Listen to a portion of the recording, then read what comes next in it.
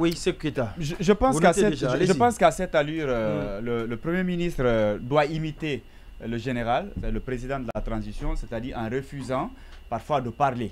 Parce que vous vous imaginez, pour un premier incendie, vous venez nous dire les coupables, ou bien en tout cas il y aura des enquêtes, après il n'y a rien. Le deuxième, vous dites la même chose. La troisième fois, c'est deux choses. L'une, soit on ne vous prendra pas au sérieux, ou tout au moins on se dira de toutes les façons, quand il y a un problème de ce genre, il y aura jamais, les responsabilités ne seront jamais situées, comme le rappelait Monyouma tout à l'heure, et ça va être très très compliqué. Je pense qu'à ce stade, c'est-à-dire il faut arrêter les discours. Peut-être il faut surprendre les gens avec les résultats. C'est-à-dire vous faites tout de suite. C'est-à-dire les enquêtes sont ouvertes, rapidement les responsabilités sont situées, vous prenez la parole.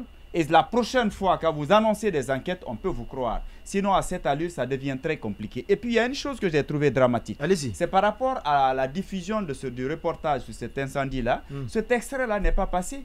Et je suppose l'extrait qu'on a suivi là. Et je pense que c'était d'ailleurs la partie, je vais dire essentielle, la partie informative de ce qui s'est passé. Parce que le Premier ministre lui-même... Oui, mais c'est la RTG. Oui, mais justement, c'est ce qu'il faut corriger. Parce que pour moi, même, on va dire la communication même du Premier ministre, la communication du Premier ministre, à mon avis, a été noyée. Ça a été noyé. L'extrait qui devrait passer, c'est ce qu'on vient d'entendre. Parce qu'il faut que le monde comprenne que ce qui s'est passé là-bas, même le gouvernement n'a pas compris. Et ne cautionne pas, et surtout a aussi envie de comprendre d'où est venu ce fait-là, parce que ce n'est pas quand même un fait mystérieux.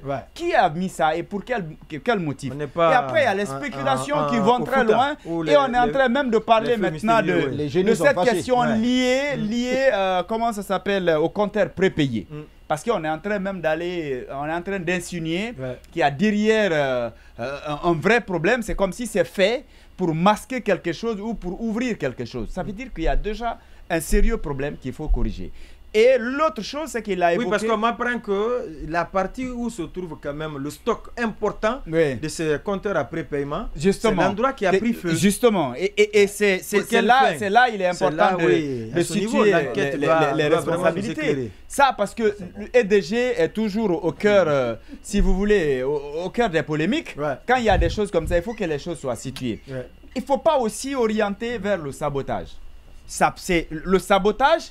À quelle fin?